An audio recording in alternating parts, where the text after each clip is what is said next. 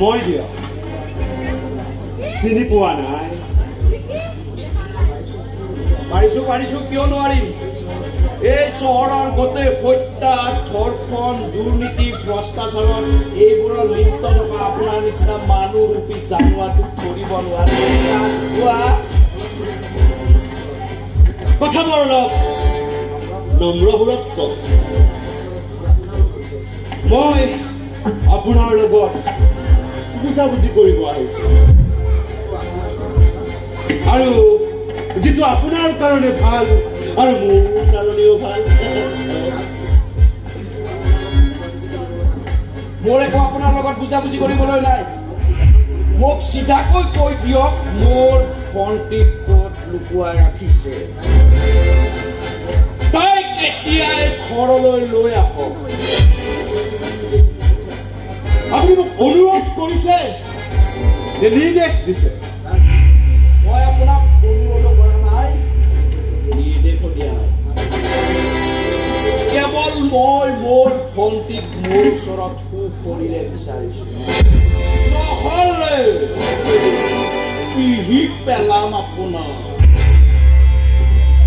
নহ'লে কি কৰিম? মই মাৰিব মাৰক না, মোক ইয়াৰ পৰা উলিয়াই দিব আৰু দিয়ক না।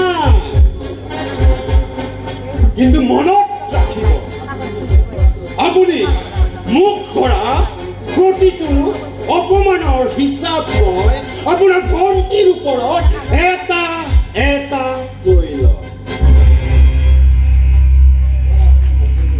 মই আপোনাক হাতযোৰ কৰিছো এফালে ছাৰ, আপুনি যি কৰে মোৰ লগত কৰক।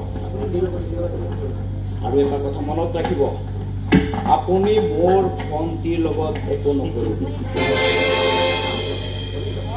তেনেহ'লে এটা কাম কৰক, আপোনাৰ লগত মোৰ বিৰুদ্ধে যি তথ্য প্ৰমাণ আছে সেই সকলো মোক দি দিয়ক,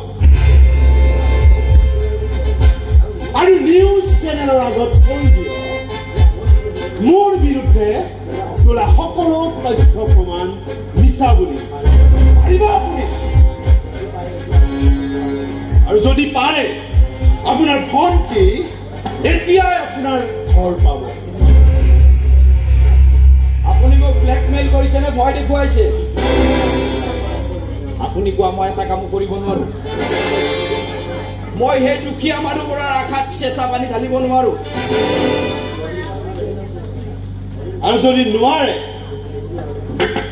তেতিয়া হ'ব দিয়ক, পিছৰখিনি কি কৰিব লাগে সেইটো ময়ো ভালদৰে জানো।